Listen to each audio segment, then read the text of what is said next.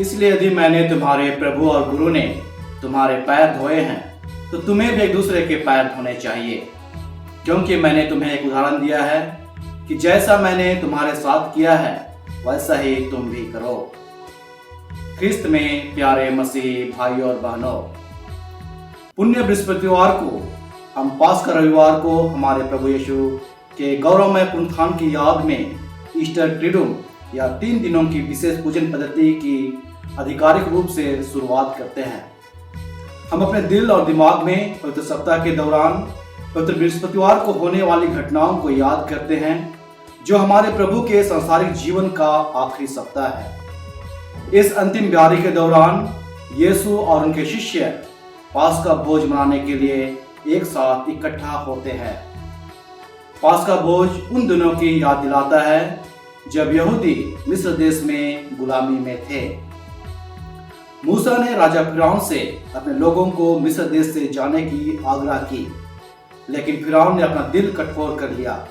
इसलिए ईश्वर ने मिस्र की भूमि पर मृत्यु भेजी, लेकिन चमत्कारिक रूप से यह मृत्यु यहूदियों के घरों से गुजर गई और यहूदियों को कुछ भी नहीं हुआ। इस प्रकार पास्का का जन्म हुआ। यह भोज अपने आप में यहूदियों को उनके पूर्वजों की यातनाओं, कष्टों और ईश्वर की मुक्ति की शक्ति की याद दिलाता है। आज के दिन हम 3 विशेष घटनाओं की वर्षगांठ मनाते हैं। पवित्र यूखरिस्ट की स्थापना, पुरोहिताई संस्कार की स्थापना और यीशु की नई आज्ञा की घोषणा कि एक दूसरे को प्यार करो जैसे मैंने तुम लोगों को प्यार किया।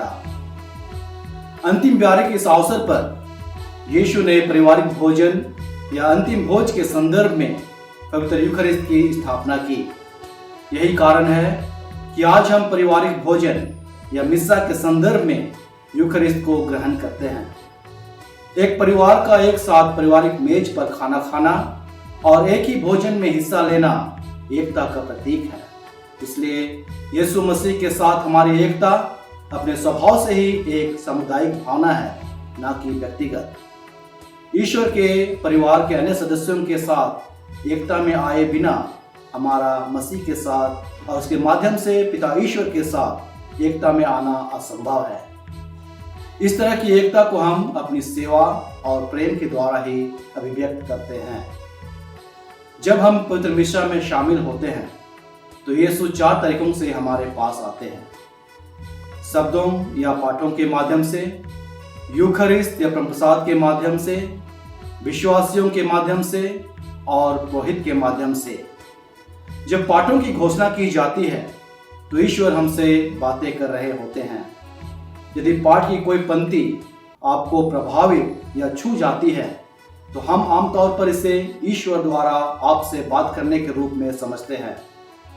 पवित्र भोज या प्रसाद में यीशु अपने शरीर, रक्त, आत्मा और दिव्यता की पूर्णता में हमारे पास आते हैं। यीशु विश्वासियों में मौजूद हैं, क्योंकि जहां 2 या 3 लोग उनके नाम पर इकट्ठे होते हैं वह उनके बीच में मौजूद होते हैं।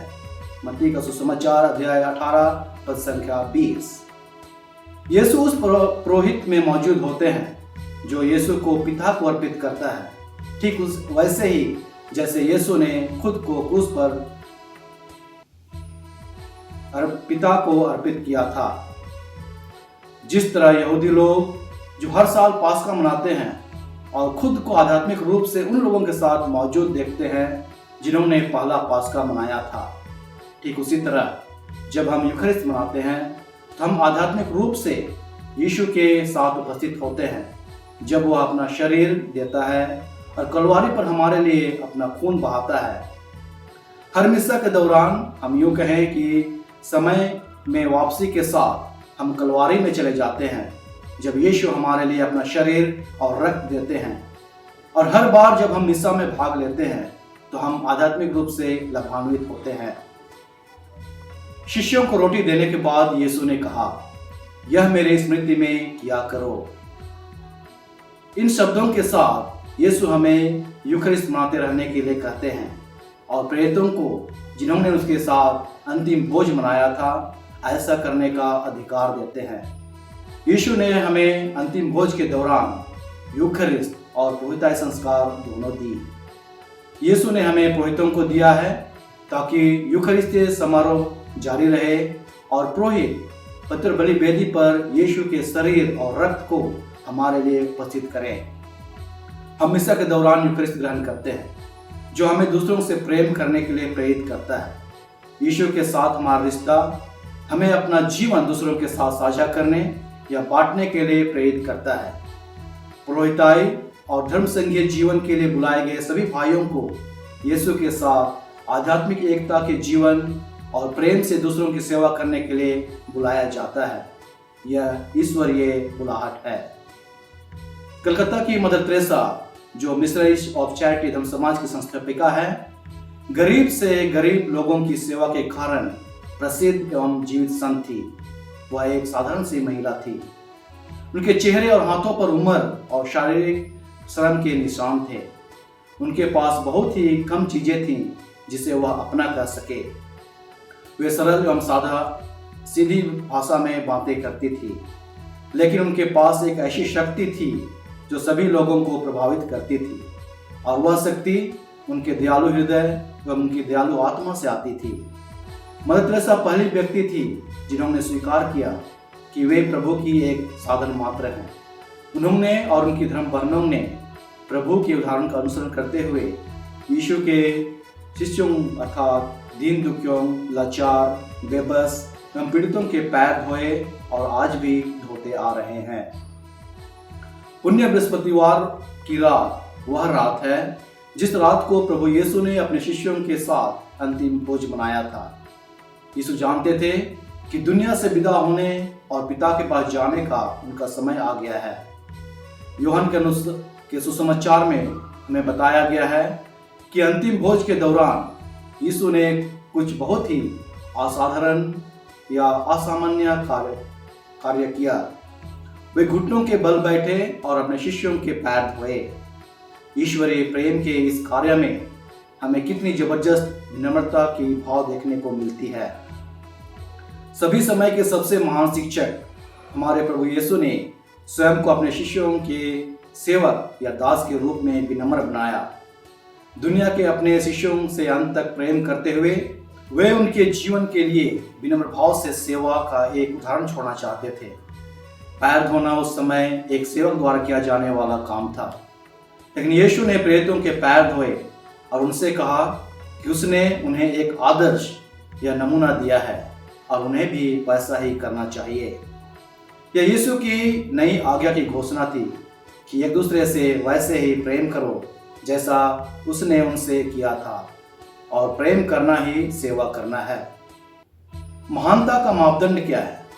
महानता का मापदंड धन दौलत, पैसा कौड़ी, पद, अधिकार, नाम, प्रसिद्धि या शक्तिशाली होना नहीं, बल्कि महानता का मापदंड सेवा कार्य या भाव है। आइए हम यीशु मसीह के उदाहरण का अनुसरण करते हुए एक दूसरे के पैर धोएं, एक दूसरे की सेवा करें। भाइयों और बहनों, आज के इस पवित्र दिन में हम पवित्र यूखरिस्त के लिए, जहां हम ईसा मसीह के शरीर और रक्त से पोषित होते हैं, ईश्वर को धन्यवाद दें। उन पुरोहितों के लिए ईश्वर का धन्यवाद करें जो मसीह को उनके शरीर और रक्त के रूप में हमारी वेदियों पर उपस्थित करते हैं।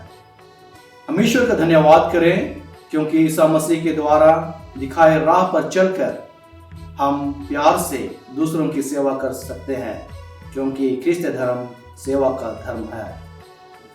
आइए आज हम प्रत्येक जन यह संकल्प लें कि हमें हमेशा पवित्र यूखरिस्त के संस्कार को योग्य तरीके से प्राप्त करना है।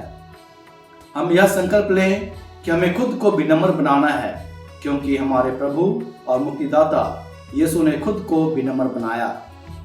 हम संकल्प लें कि हमें दूसरों की सेवा करने के लिए हमेशा तैयार रहना चाहिए।